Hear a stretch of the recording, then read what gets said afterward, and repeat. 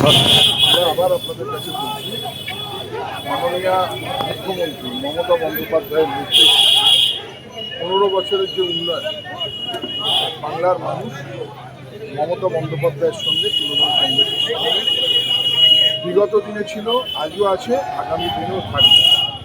আর যারা বাংলাকে বঞ্চনা করেছে তাদের বাংলায় কোনো স্থান নেই।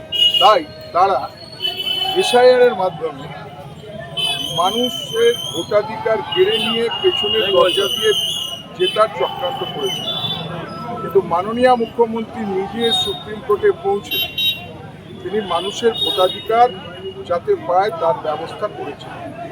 আমরা আবার বলছি, বাংলাকে বঞ্চনা করো, যতই এসআইআর করে মানুষের মৃত্যু মিছিল করো, যতই করো হামলা, আবার জিতবে বাংলা।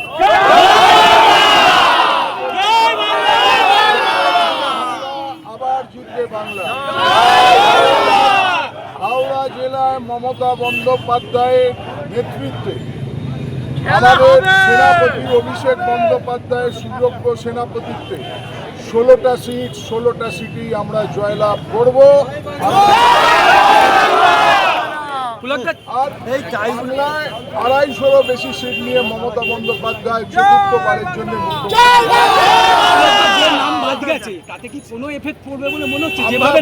আমরা বলছি, আমরা যে ভোটে জিতেছিলাম আগামী দিনে তার চেয়েও বেশি সিটে জিতবো এবং বেশি ভোটে জয়লাভ করব মানুষের আশীর্বাদ নিয়ে।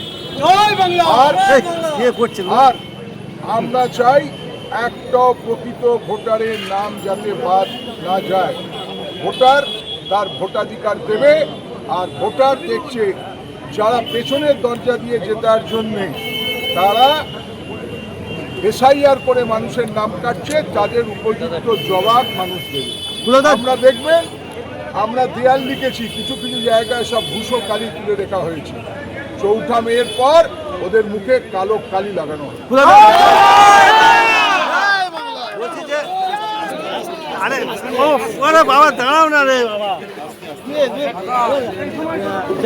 বিজেপি তো দেখা যাচ্ছে দিল্লি থেকে প্রচুর লোক আনবে প্রচারের জন্য, তাতে প্রচারের বিভিন্ন তারকা প্রচার হবে, এগুলো কতটা ফ্যাক্টর হবে বলে মনে হয়? বাংলার মানুষ মমতা বন্দ্যোপাধ্যায়ের সঙ্গে আছে, উন্নয়নের সঙ্গে আছে, যুবসাথীর সাথে আছে, লক্ষ্মীর ভাণ্ডারের সাথে আছে। বাংলার মানুষ বাংলার উন্নয়নকে সামনে রেখে মমতা বন্দ্যোপাধ্যায়কে বিশ্বাস করেন, মমতা বন্দ্যোপাধ্যায়ের প্রতি আস্থা রাখেন। তাই মমতা বন্দ্যোপাধ্যায়ের সাথে থেকে বাংলার মানুষ চতুর্থবারের জন্য মামাটি মানুষের সরকার প্রতিষ্ঠা। আজকে তো নমিনেশন করলেন, জেতার ব্যাপারে কতটা আশাবাদী? মানুষ গণতান্ত্রিক পদ্ধতিতে মানুষ ভোট দেবে।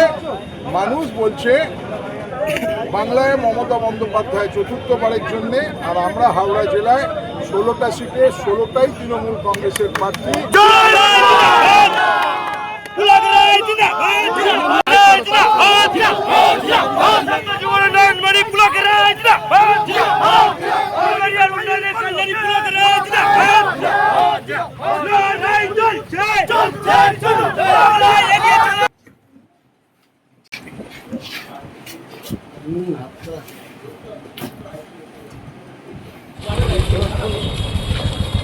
Thank you.